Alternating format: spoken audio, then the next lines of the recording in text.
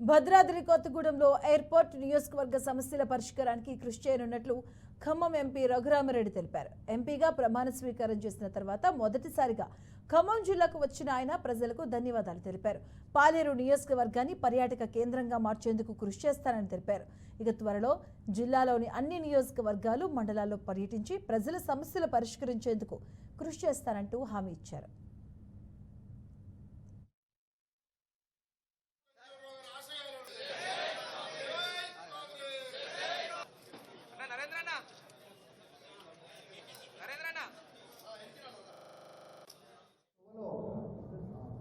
వస్తుంటే మన రేణుకా చౌదరమ్మ గారు ఫోన్ చేశారు.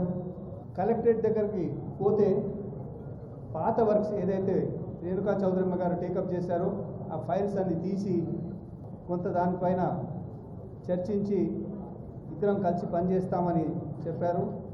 దాని తర్వాత ముగ్గురు మంత్రులు ఉన్నారు, చాలా సీనియర్ మంత్రులు, ఉప ముఖ్యమంత్రి గారు భట్టి గారు, అదేవిధంగా మన ఈ ఖమ్మం జిల్లాకు ప్రత్యేకంగా ఈ అసెంబ్లీ నియోజకవర్గానికి సంబంధించిన సీనియర్ నేత మన తుమ్మల నాగేశ్వర గారు ఉన్నారు, తర్వాత పొంగులేటి శ్రీనివాసరెడ్డి గారు ఉన్నారు.